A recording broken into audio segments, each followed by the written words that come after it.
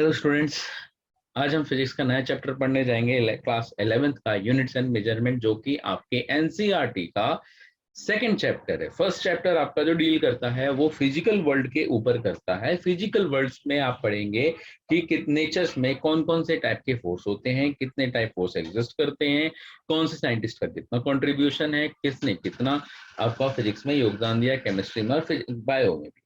ठीक है, सबसे पहला हमारे पास जो टॉपिक है यहाँ पर वो है यहाँ पे क्या, फिजिकल क्वांटिटी। फिजिकल क्वांटिटी में हम पढ़ेंगे कि यूनिट्स एंड मेजरमेंट के बारे में। हम यहाँ पे अब देखते हैं units and measurement. Units and measurement का क्या रिक्वायरमेंट है, क्यों इसका नीड पड़ा हमारे पास डे टू डे लाइफ में। सपोज आपने पेन देखा है, पेन का आपने कैप देखी है। कैप अगर सही तरीके से अगर डिजाइन होकर अगर ना बना होता, क्या वो पेन कैप के अंदर कैप इजीली फिट हो पाता? पेन के ऊपर नहीं फिट हो पाता। क्यों? क्योंकि डिजाइन उसका क्या है, एक्यूरेट है।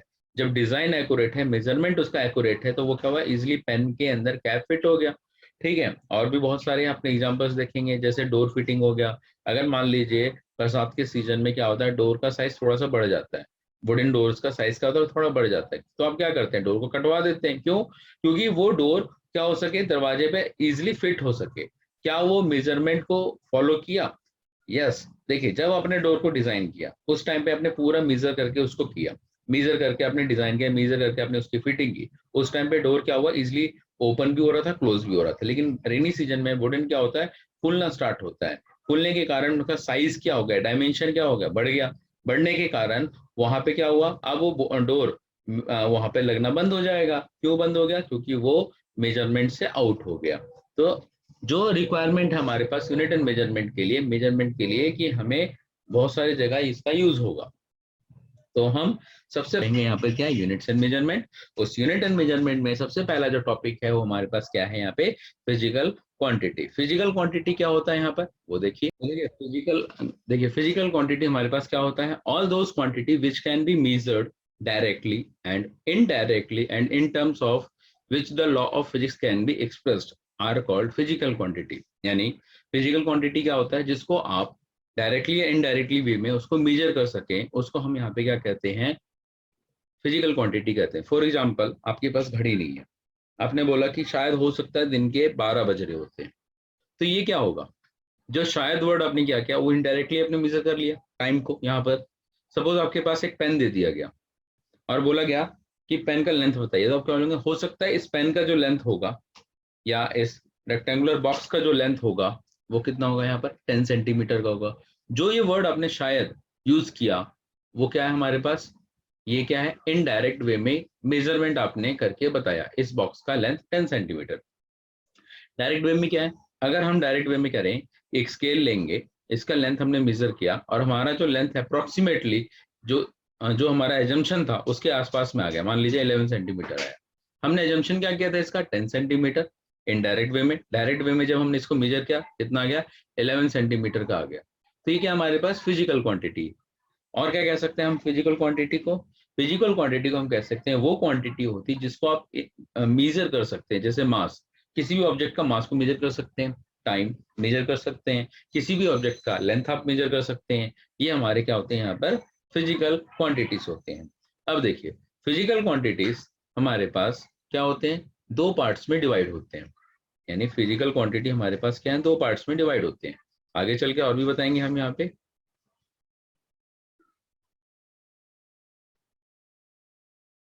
फिजिकल क्वांटिटीज हमारे दो पार्ट में डिवाइड होते हैं। एक होता है हमारे यहाँ पे क्या, फंडामेंटल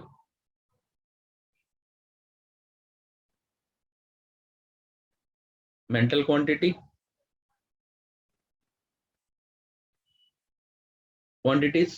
सेकंड होता है हमारे यहाँ पे डिराइव्ड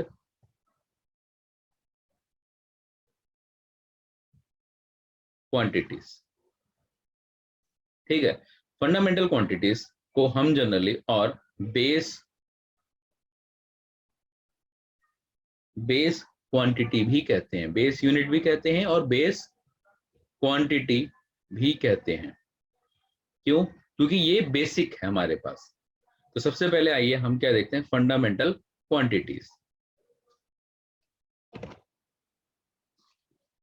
तो देखिए फंडामेंटल क्वांटिटीज क्या होता है, the physical quantity which can be treated as independent of other physical quantities and are not usually defined in terms of other physical quantities are called fundamental quantities.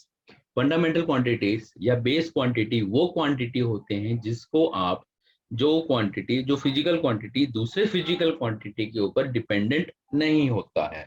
जैसे कि मैं example देता हूँ, मास, किसी भी ऑब्जेक्ट का मास, ठीक है, किसी भी ऑब्जेक्ट का मास वो कभी भी टाइम के ऊपर डिपेंड नहीं करता, वो टाइम के ऊपर क्या नहीं कर रहा, डिपेंडेंट नहीं है, या फिर टाइम किसी भी ऑब्जेक्ट के मास के ऊपर डिपेंड नहीं करता।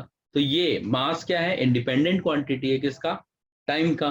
और क्या कह सकते हैं हम, टाइम भी इंडिपेंडेंट क्वांटिटी है किसका, मास का। तो यानी फिजिकल फंडामेंटल क्वांटिटीज वो क्वांटिटीज होती हैं जो एक दूसरे के ऊपर क्या हो, एक फिजिकल क्वांटिटी दूसरे फिजिकल क्वांटिटी से क्या हो, इंडिपेंडेंट हो, उसको हम यहाँ पे क्या कहते हैं, यहाँ पर फंडामेंटल क्वांटिटीज कहते हैं। नेक्स्ट हमारे पास यहाँ पे क्या है फंडामेंटल क्वांटिटीज में, जैसे एग्जांपल मैं देता हूँ, जैसे ए पर्सन है, वो क्या कर रहा है, अपने रास्ते जा रहा है यहाँ पर, और कोई क्या है यहाँ पर बी पर्सन है, वो कहाँ जा रहा है, यहाँ जा रहा है। क्या ए पर्सन बी पर्सन के ऊपर डिपेंडेंट है, नहीं है। ए पर्सन बी पर्सन को जानता भी नहीं है, ना ही वो डिपेंडेंट है। क्यों, क्योंकि डिपेंडेंसी का मीनिंग यहाँ पर क्या होता है कि वो कुछ ना कुछ किसी न किसी टर्म से वो रिलेटेड हो, चाहे वो रिलेटिव हो इसका, चाहे मनी से इसका कोई मैटर हो, कुछ भी हो। लेकिन क्या ए पर्सन बी के ऊपर डिपेंडेंट है, नहीं है। क्या बी पर्सन ए के ऊपर डिपेंडेंट है, नहीं है। तो ए क्या कर रहा है, अपना अलग काम कर रहा है, और बी क्या कर रहा है, यहाँ पर अलग काम कर रहा है। तो ये क्या बन जाता है यहाँ पर, फंडामेंटल क्वांटिटीज। तो ये फंडामेंटल क्वांटिटीज कुछ ऐसे होते हैं हमारे पास, जो फंडामेंटल क्वांटिटीज हैं हमारे पास, कम से कम 7 टाइप के ऐसे फंडामेंटल क्वांटिटीज हैं जो एक दूसरे के ऊपर वो डिपेंडेंट नहीं होते। जैसे मास, टाइम, लेंथ, यहाँ पर लेंथ हो गया, टेम्परेचर,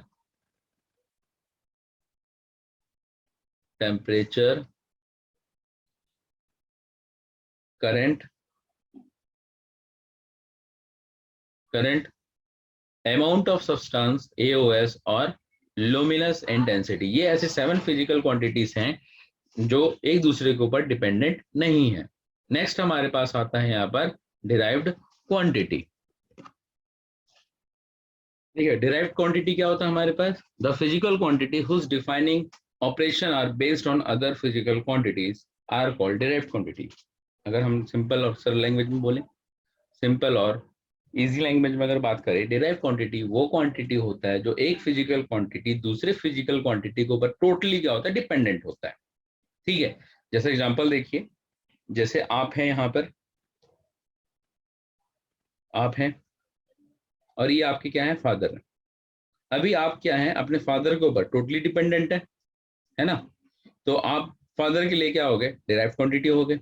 जैसे आपके फादर अपने जॉब के ऊपर डिपेंडेंट है, तो जॉब इनके लिए क्या बन जाएगा, डिराइव्ड क्वांटिटी बन जाएगा। तो डिराइव्ड क्वांटिटी क्या होता है कि एक फिजिकल क्वांटिटी, यानी एक फिजिकल क्वांटिटी दूसरे फिजिकल क्वांटिटी के ऊपर क्या टोटली डिपेंडेंट है।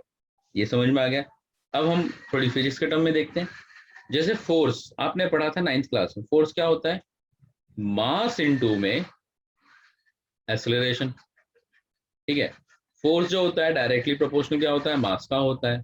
अगर मास मेरा अगर ज्यादा होगा किसी भी बॉडी का, तो उसके ऊपर लगाया गया फोर्स भी क्या होगा, ज्यादा होगा। अगर किसी बॉडी के ऊपर फोर्स अगर अगर फोर्स अगर ज्यादा लग रहा होगा, तो उसके ऊपर एक्सेलरेशन कैसे प्रोड्यूस होगा, ज्यादा प्रोड्यूस होगा।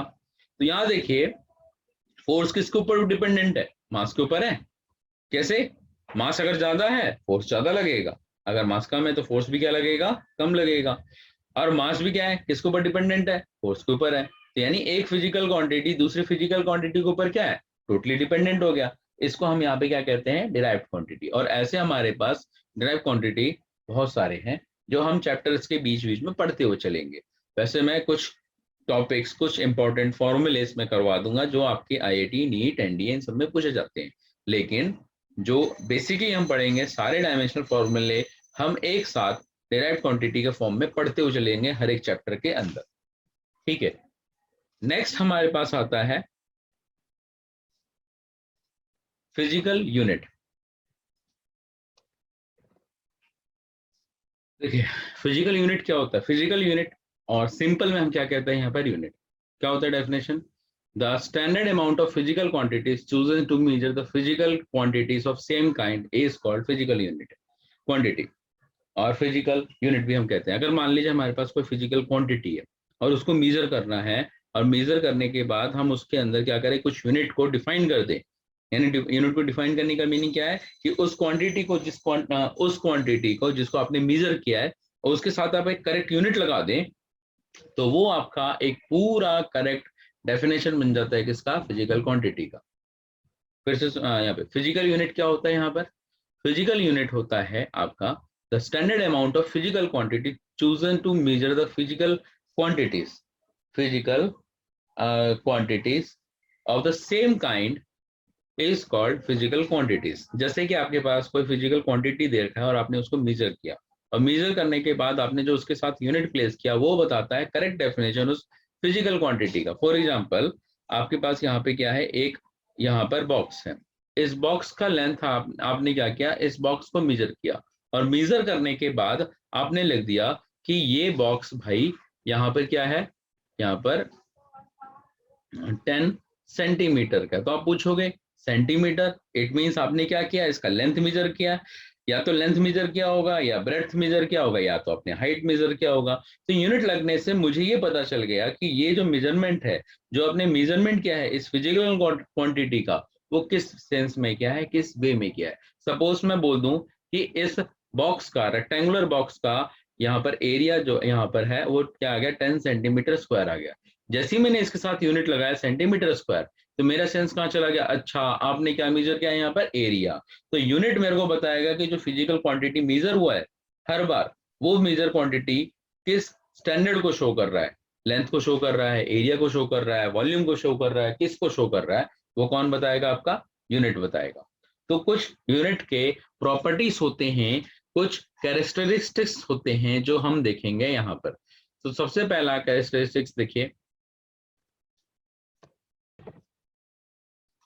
तो देखिए क्या है पहला, it should be well defined. जो यूनिट होना चाहिए हमारे पास वो वेल डिफाइंड होना चाहिए, पता होना चाहिए कि आप किसके लिए यूज कर रहे हैं। It should be convenient of size, neither too small nor too large. जो यूनिट आप यूज कर रहे हैं वो साइज में क्या होना चाहिए, ना तो काफी ज्यादा बड़ा होना चाहिए, ना छोटा होना चाहिए, कन्वीनियंट मतलब प्रॉपर साइज का होना चाहिए। It should not change with the time, और टाइम के रिस्पेक्ट में क्या नहीं होना चाहिए, यहाँ पर चेंज ना होने चाहिए। मतलब आज आपने यूनिट कुछ और रखा, कल आपने कुछ और रख दिया। जैसे आज आपने किसी इसी चीज का, यानी इसका लेंथ आपने मेजर किया, इस रॉड का, रेक्टेंगुलर रॉड का, वो 10 सेंटीमीटर आया, और कल आपने मेजर किया, इसका यूनिट अब 10 लीटर लिख दिया, ऐसा नहीं। तो 10 सेंटीमीटर है लेंथ, तो 10 सेंटीमीटर ही रहेगा अगले दिन भी, ठीक है, टाइम के रिस्पेक्ट में। It should not be affected by the change of physical condition such as pressure, temperature. मान लीजिए यही रॉड है, प्रेशर और टेम्परेचर चेंज हो गया सराउंडिंग का, और उसका यूनिट क्या होगा, चेंज नहीं होगा। जो आपने यूनिट लिया था 10 सेंटीमीटर, तो यानी 10 सेंटीमीटर ही रहेगा, टेम्परेचर और प्रेशर चेंज हो उससे कोई फर्क नहीं पड़ेगा। It should be accepted internationally. International मतलब जहाँ पे अगर मान लीजिए मैंने इस रॉड को फॉरेन कंट्री भेजा, और वहां पे क्या है 10 सेंटीमीटर आपने लिख के भेजा है, तो 10 सेंटीमीटर वहां पे भी एक्सेप्ट होना चाहिए। ऐसा नहीं कि उसको 10 मीटर में वो कन्वर्ट कर दे वहां पे। तो यानी जो यूनिट आपने यहाँ पे लिखा है वो यूनिट हर जगह चलना चाहिए, ठीक है। ऐसा नहीं कि आपने अपने नाम का यूनिट एक जनरेट कर लिया, यहाँ पर लिख दिया 10 अजय, तो अजय कोई यूनिट थोड़ी ना है, वो तो आपने नाम लिख दिया बस। तो यूनिट का मीनिंग क्या है कि वो इंटरनेशनली एक्सेप्टेड होना चाहिए, ठीक है। अब देखें यहाँ पर हम किसी भी यूनिट को कैसे मेजर करेंगे, यहाँ पर यानी क्या मेजर, किसी भी मेजर्ड क्वांटिटी को, फिर से मैं बताता हूँ, किसी भी मेजर्ड क्वांटिटी को हम किस तरीके से उसको एक्सप्रेस कर सकते हैं, how to express the measured quantity. तो हम हमारा जो नेक्स्ट टॉपिक है वो ये है, यहाँ पे देखिए, देखिए यहाँ पर मेजर्ड क्वांटिटी को हम, किसी भी फिजिकल क्वांटिटी को मेजरमेंट को हम कैसे एक्सप्रेस करेंगे। सबसे पहले हमारे पास जो मेजरमेंट हमने लिया फिजिकल क्वांटिटी का, सबसे पहला दो चीज हमें पता होना चाहिए। पहला हमारा थिंग क्या होना चाहिए यहाँ पर, पहला होना चाहिए यहाँ पे, first the unit, the unit in which, in which the quantity is measured. in which the quantity is measured। जिस क्वांटिटी में आप उसको मेजर कर रहे हैं उसकी यूनिट आपको पता होना चाहिए। सेकंड हमारे पास क्या होना चाहिए इसका, the numerical value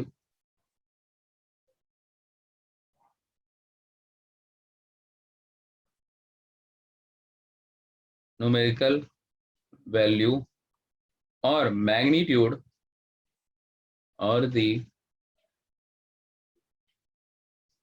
magnitude of the quantity. यानी जिस क्वांटिटी को आपने मेजर किया या तो उसका न्यूमेरिकल वैल्यू पता हो या तो आपके पास उसका मैग्नीट्यूड उसका पता हो। ठीक है, तो उस मेजर्ड फिजिकल क्वांटिटी को हम कैसे लिखेंगे यहाँ पर, measured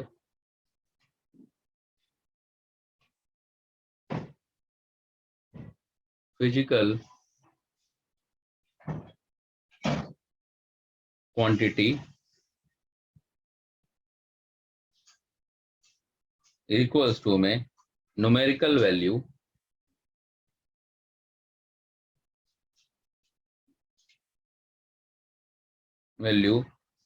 of physical quantity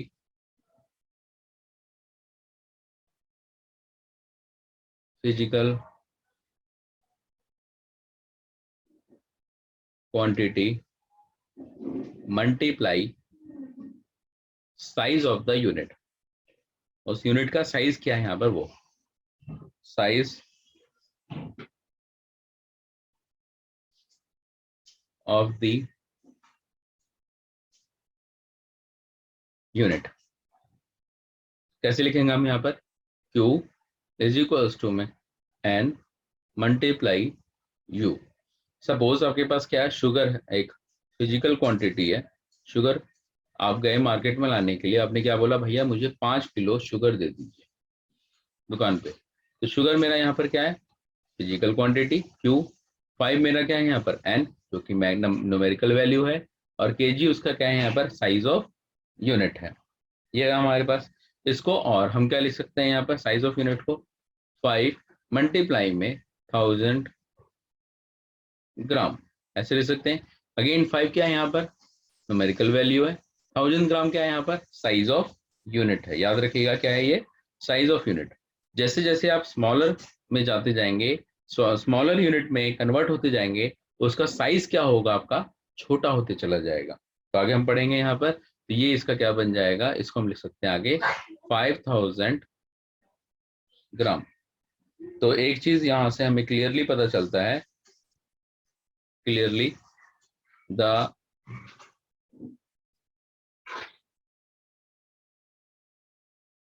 smaller the size of unit, the larger is the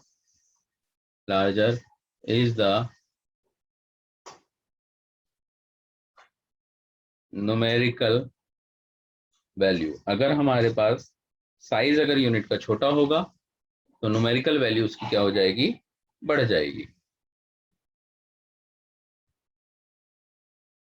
numerical value, तो यहां पर इसको हम कैसे लिखेंगे, और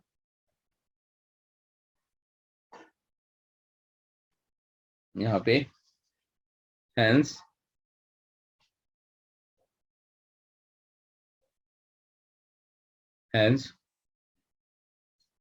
the numerical value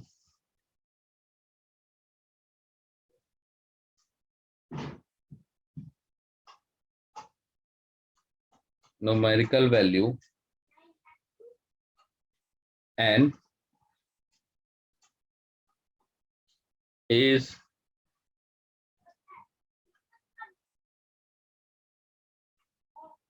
inversely proportional to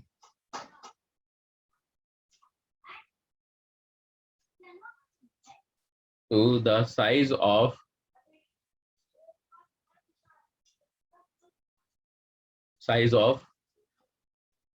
u। Size of u। तो कैसे लिखेंगे हम यहाँ पर? हम लिखेंगे यहाँ पर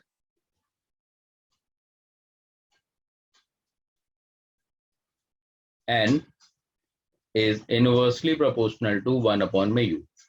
और हम कैसे लिखेंगे इसको? एंड जब हम डायरेक्टली प्रोपोर्शनल या इनवर्सली प्रोपोर्शनल साइन हटाते हैं तो वहां पे क्या आता है? कांस्टेंट। क्या आ जाएगा यहाँ पर? कांस्टेंट अपॉन में u। तो u कहाँ चला जाएगा? यहाँ पर नीचे की तरफ। यहाँ पे क्या आ जाएगा? n u इक्वल्स टू में कांस्टेंट। तो यानी जो फिजिकल क्वांटिटी था वो q क्या था? यहाँ पे q। तो यहाँ पे क्या आ गया? n1 u1 is equals to में यहाँ पे क्या आ जाएगा? n2 u2। ये हमारा क्या निकल कर आएगा? Standard formula of physical quantity.